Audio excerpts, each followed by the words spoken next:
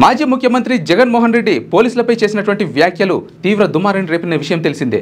చంద్రబాబు మెప్పు కోసం పోలీసులు ఇష్టం వచ్చినట్లు ప్రవర్తిస్తే బట్టలు ఊడదీస్తాం అని చేసినటువంటి వ్యాఖ్యలపై పోలీస్ సంఘాలు తీవ్రంగా వ్యతిరేకిస్తున్నాయి. అసలు జగన్మోహన్ రెడ్డి ఏం వ్యాఖ్యలు చేశారు? అసలు పోలీస్ సంఘాలు జగన్మోహన్ రెడ్డి పైన ఎందుకు ఇంతలా మండిపడుతున్నాయి? ఎల్లకాలం చంద్రబాబు నాయుడు గారి పరిపాలన సాగదు. చంద్రబాబు నాయుడు గారి పరిపాలన వస్తుంది. ప్రతి పోలీస్ అధికారికి కూడా చెప్తా ఉన్నా, మీ బట్టలు ఊడదీస్తామని చెప్పి ప్రతి పోలీస్ అధికారికి మీ యూనిఫామ్ తీస్తాం, చట్టం నిలబెడతాం, దోషులుగా మిమ్మల్ని నిలబెట్టి మీ యూనిఫామ్ తీయించి మీకు ఉద్యోగాలు లేకుండా చేస్తామని కూడా ఈ సందర్భంగా ఇప్పటికైనా చెప్తా ఉన్నా, ప్రతి పోలీస్ అధికారిలో కూడా మార్పు తెచ్చుకోండి. ఎల్లకాలం ఇదే పరిపాలన సాగదు.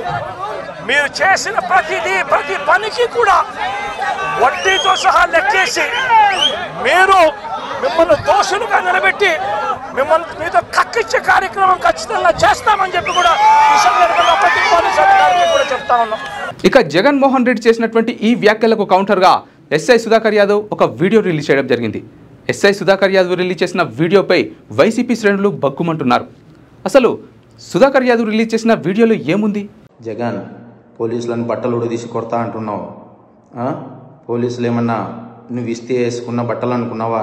కష్టపడి చదివి రన్నింగ్ రేసుల్లో ఎగ్జామ్స్లో పాస్ అయి ఎన్నో వేల మంది పోటీ పరీక్షల్లో నెగ్గి వేసుకున్న యూనిఫామ్ ఇది.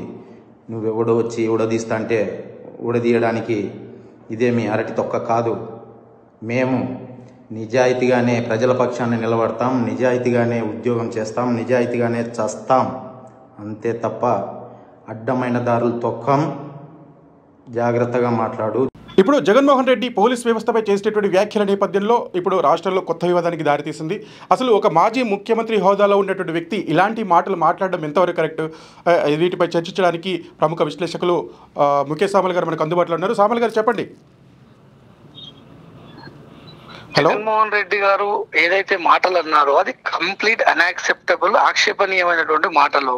ముఖ్యంగా ఆయన తెలుసుకోవాల్సినటువంటి విషయం ఏంటి అంటే, ఆయన మాజీ ముఖ్యమంత్రి కంటే కూడా ప్రజెంట్ ఎమ్మెల్యే కూడా ఉన్నాడు, ప్రతిపక్ష హోదాలో ఉన్నట్టున్నది. బహుశా ఒక పోలీసు వాళ్ళని, వాళ్ళు ఒక లా ఎన్ఫోర్స్మెంట్ ఏజెన్సీస్, వాళ్ళని పట్టుకొని బట్టలు కూడా తీసి కొడతా, బజార్లో ఉరికిస్తా అనే ఈ బజార్ మాట్లాడడం అనేది ప్రజాస్వామికమైనటువంటి ధోరణి కాదు. ఎందుకంటే తను ఒక ప్రజాస్వామిక పద్ధతిలో ఒక 5 సంవత్సరాలు సీఎం గా చేసినటువంటి వ్యక్తి, ప్రస్తుతం కూడా ఎమ్మెల్యే ఉన్నటువంటి వ్యక్తి. ఆయన కాలు తీసి బయటికి పెట్టాలంటే కూడా ఇదే ఈయన బట్టలు కూడా కొడతా అని చెప్పినటువంటి పోలీస్ అధికారి ఎవరైతే ఉన్నారో ఆయన సెక్యూరిటీ ఇస్తేనే కాలు బయటికి పెట్టేటటువంటి పరిస్థితిలో ఉన్నటువంటి వ్యక్తి ఆయన. ముఖ్యంగా ఇంకొక విషయం ఏంటంటే, అకార్డింగ్ టు ద లా, పాత సెక్షన్ ఏదైతే సిఆర్పిసి 43 ఉందో, ప్రస్తుతం ఉన్నటువంటి బిఎన్ఎస్ఎస్ 40 ఉన్నదో, every citizen is a police.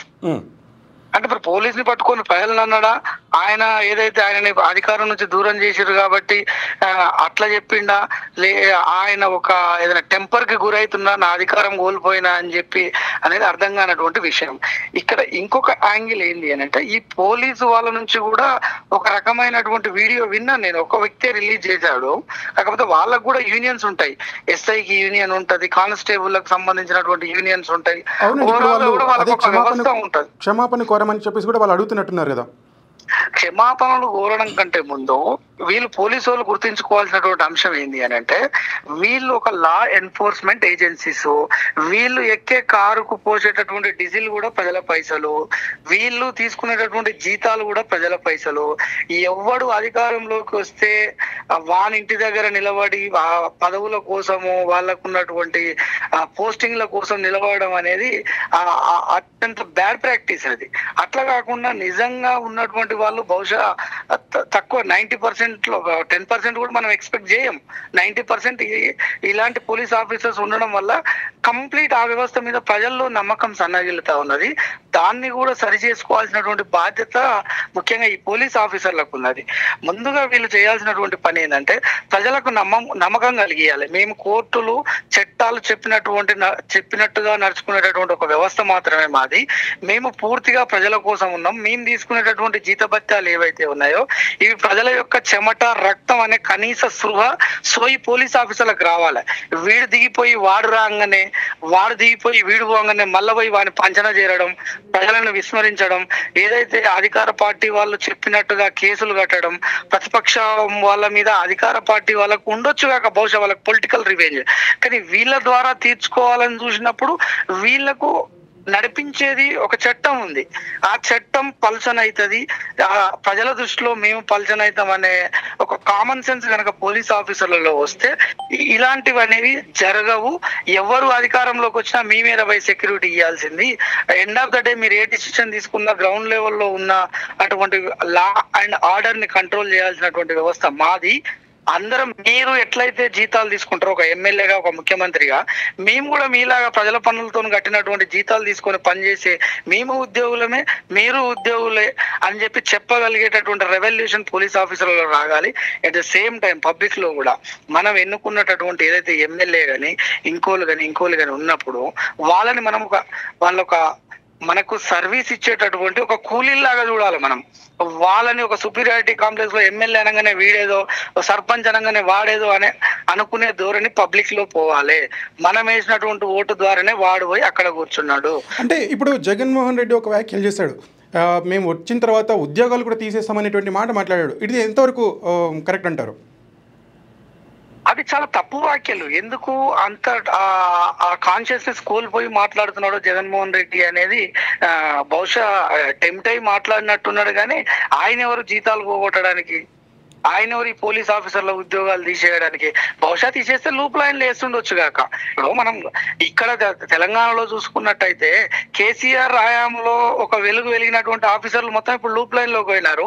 Loop line లో ఉన్న వాళ్ళు ఇప్పుడు చెలరేగిపోతున్నారు పబ్లిక్ మీద, ఏదైతే గవర్నమెంట్ కు అపోజిట్ గా మాట్లాడుతున్నటువంటి వ్యక్తుల మీద, మీడియా మీద, ఇంకా అన్ని రకాల ఏదైతే మేధావులు ఉన్నా, పౌర సంఘం ఉన్నా వాళ్ళ మీద వీళ్ళు ఒక రకమైనటువంటి బ్లాస్ట్ అయితే ఉన్నారు. ఇది వ్యవస్థకు ఎప్పటికీ మంచిది కాదు.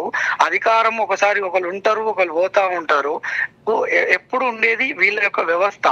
దాని యొక్క క్రెడిబిలిటీని కోల్పోగొట్టేటటువంటి ఎటువంటి పరిస్థితులు ఉన్నా వీళ్ళు హ్యాండిల్ చేయగలగాలి. అది ఈ పోలీస్ ఆఫీసర్స్ బాధ్యత. ఎట్ ద సేమ్ టైం ప్రతిపక్షంలో ఉన్న, అధికార పక్షంలో ఉన్న, అధికారంలో ఉన్నటువంటి ప్రజాప్రతినిధులు కూడా చట్టాలను తయారు చేసేటటువంటి ఒక గౌరవమైనటువంటి పొజిషన్ లో ఉన్నారు. ఆ పొజిషన్ ని కాపాడుకోవాలి. ఆ చట్టాలు ఇంప్లిమెంట్ కానప్పుడు చట్టపరంగానే వాళ్ళపైన చర్యలు తీసుకోవాలి తప్ప ఇదేదో రాజుల కాలం కాదు కదండి.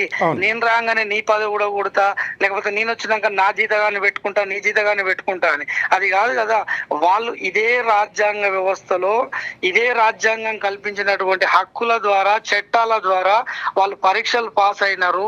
అదే రిజర్వేషన్ల ద్వారా వాళ్ళు రిక్రూట్మెంట్ అయినారు. కాబట్టి ఇప్పుడు వాళ్ళకు ఉండాల్సినటువంటి హక్కులు వాళ్ళకు ఉంటాయి. నువ్వు 5 ఏళ్ళు ఉండి మళ్ళీ పోయేటటువంటి ఉద్యోగం నీది, వాళ్ళది ఎల్లకాలం ఉండేటటువంటి ఉద్యోగం. ఇప్పుడు ఎస్ఐ సుధాకర్ కూడా ఇదే మాట మాట్లాడాడు. మేము కూడా పరీక్షలు రాసి వచ్చాము, ఎగ్జామ్ పాస్ అయ్యి వచ్చేసాము, మీరు వచ్చేసి అలా మాట్లాడితే ఎలా అని చెప్పేసి ఆయన కౌంటర్తో ఒక వీడియో కూడా చేశాడు. మీరు చూసారనుకుంటా? చూశాను, ఆ ఒక్క వీడియోనే చూశాను. కానీ పూర్తిగా పోలీస్ వ్యవస్థ కూడా ఒక విప్లవాత్మకమైనటువంటి ధోరణిలో ఆలోచించి ప్రజాస్వామికంగా ఖచ్చితంగా వీళ్ళు ఎక్కడికక్కడ ప్రజాప్రతినిధులను నిలదీసేటటువంటి స్థితిలో కూడా రావాలి. పోలీస్ వ్యవస్థ అని అంటే మనం బ్రిటిష్ రూల్లో పెట్టినటువంటి ఏదైతే చట్టాలు వాళ్ళకు ఉన్నాయో పాపం, దాన్ని ఆ పోలీస్ యాక్ట్ ని మాత్రమే వీళ్ళు ఇంకా అది చేసుకుంటా ఉన్నారు. పోలీసు వాళ్ళు అనగానే ఈ ప్రజాప్రతినిధులకు బానిసలు అని చెప్పే ఒక ధోరణి వాళ్ళలో ఉన్నట్టుంది కాక ఇన్స్టింక్ట్ గా పబ్లిక్ లో కూడా ఉంది. పోలీస్ స్టేషన్ పోతే అధికార పార్టీ ఉన్నటువంటి ఎమ్మెల్యే చెప్తేనే వింటారు, వేరే వాళ్ళు చెప్తే వినరనే ధోరణి కూడా పబ్లిక్ లో రావడానికి వీళ్ళు చేసేటటువంటి కొన్ని చర్యలు కూడా కారణం. ఇక్కడ ఎవరిది తప్పు ఎవరిది కరెక్ట్ అనే దానికంటే ఎక్కువ ఇకనైనా వ్యవస్థని ఈ చట్టాల మీద, ఈ వ్యవస్థ, పోలీసు వ్యవస్థ మీద నమ్మకం కలిగేలా చేయాలి అని అంటే ఖచ్చితంగా వాళ్ళ సంఘాల నుంచి వాళ్ళు ఎక్కడికక్కడ ఏ స్థాయిలో ఆ స్థాయిలో నిరసన తెలపాల్సినటువంటి అవసరం ఉంటది. ఒక్క ఇన్స్పెక్టర్ గారు ఏదైతే వీడియో రిలీజ్ చేస్తే ఆయన దుష్మన్ అవుతాడు ఆయన దృష్టిలో.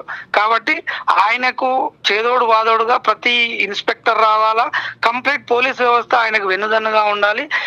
ఎక్కడికక్కడ వాళ్లకు జరిగినటువంటి ఏదైతే ఒక పోలీస్ అన్నాడు ఆయన, ఒక ఎస్ఐ అనలేదు, ఒక డిఎస్పీ అనలేదు, పోలీస్ వ్యవస్థ అన్నప్పుడు అందులో మహిళలు కూడా ఉంటారు అని చెప్పేసి కూడా ఉంటారు. 100% అది మహిళలు కూడా ఉంటారు, ఎస్సీ ఎస్టీ బీసీలు ఉంటారు, అందరు ఉంటారు. కాబట్టి కంప్లీట్ వ్యవస్థను చెడుదో పట్టించే విధంగా ఆయన వ్యాఖ్యలు ఉన్నాయి. ఖచ్చితంగా వీళ్ళు గనక ఒక ప్రొటెక్షన్ గనక ఒక ప్రొటెక్ట్ గనక తీసుకుంటే జగన్మోహన్ రెడ్డి గారు దిగొచ్చి ఖచ్చితంగా క్షమాపణలు చెప్తాడు. ఎందుకంటే ఇది ఒక ప్రజాస్వామిక వ్యవస్థ, రాజకీయ వ్యవస్థ కాదు. అవునండి. థ్యాంక్ యూ ముఖేష్ తమల్ గారు. థ్యాంక్ యూ అండి. లేటెస్ట్ న్యూస్ తెలుగు మరియు ఇంగ్లీష్ అప్డేట్స్ కోసం ఇప్పుడే క్యూన్యూస్ అఫీషియల్ యాప్ని ప్లే స్టోర్ నుండి డౌన్లోడ్ చేసుకోండి. సరికొత్త సమాచారాల కోసం క్యూన్యూస్ వెబ్సైట్ని ఫాలో అవ్వండి. ఛానల్లో ప్రాంతీయ, జాతీయ, అంతర్జాతీయ వార్తలు వీక్షించండి. లైక్ చేయండి,